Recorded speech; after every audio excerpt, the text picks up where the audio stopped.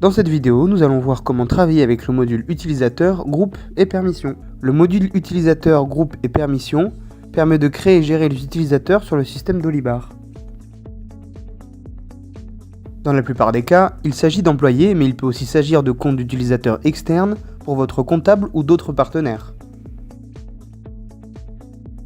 Vos employés peuvent également se connecter au système et gérer leurs comptes, activités, vacances et bien d'autres choses en fonction des applications que vous avez activées. Examinons les caractéristiques communes. Il y a deux flux d'utilisateurs vers le module utilisateur et groupe, l'un en tant qu'employeur ou administrateur et l'autre en tant qu'employé ou utilisateur externe. Employeur ou administrateur. Examinons d'abord le flux d'utilisateurs de l'administrateur ou de l'employeur. Connectez-vous avec un compte qui a un accès administrateur. Cliquez sur le menu Utilisateur et groupe pour accéder au module Utilisateur. Cliquez sur Liste des utilisateurs pour consulter la liste des employés ou des utilisateurs existants. La vue hiérarchique donne un aperçu global de la hiérarchie des employés dans l'organisation. Création d'un employé ou d'un utilisateur. Cliquez sur Nouvel utilisateur pour ajouter un nouvel employé, un utilisateur interne à votre organisation ou au système. Remplissez les champs obligatoires. Si l'utilisateur est un utilisateur externe, un client ou un fournisseur, vous pouvez définir la propriété utilisateur externe de sorte que l'utilisateur ne voit que les informations relatives à son compte. Vous pouvez choisir si l'utilisateur est un employé et également choisir un superviseur pour définir la hiérarchie de gestion des demandes de congés et des notes de frais de l'utilisateur. Complétez les détails de l'emploi, tels que la rémunération et les heures de travail hebdomadaires.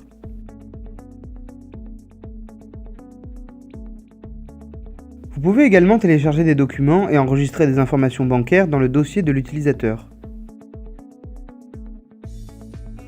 Note: si l'utilisateur a été défini comme un utilisateur externe, il ne pourra consulter que ses factures, ses commandes, ses propositions, etc.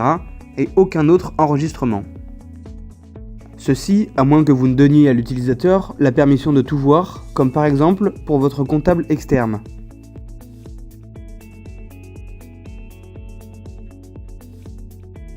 Contrôle d'accès et autorisation. Les administrateurs sont en mesure de configurer les autorisations de contrôle d'accès aux modules et aux actions des modules. Par exemple, voici la liste des actions disponibles pour la configuration de l'accès en ce qui concerne les modules notes de frais et gestion des demandes de congés. Ceci s'applique également à tous les autres modules du système d'Olibar. Vous pouvez utiliser des groupes pour cartographier les utilisateurs ayant des autorisations. Dans le menu Utilisateur et groupe, cliquez sur Ajouter un groupe. Une fois le groupe créé, cliquez sur l'onglet Autorisation du groupe pour attribuer les autorisations souhaitées au groupe. Les utilisateurs ajoutés au groupe auront désormais toutes les autorisations attribuées au groupe.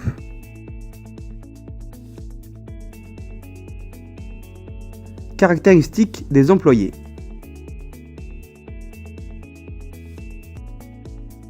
Une fois l'utilisateur créé et les autorisations définies, l'employé peut se connecter au système et, en fonction des autorisations accordées, il peut modifier ou non les informations.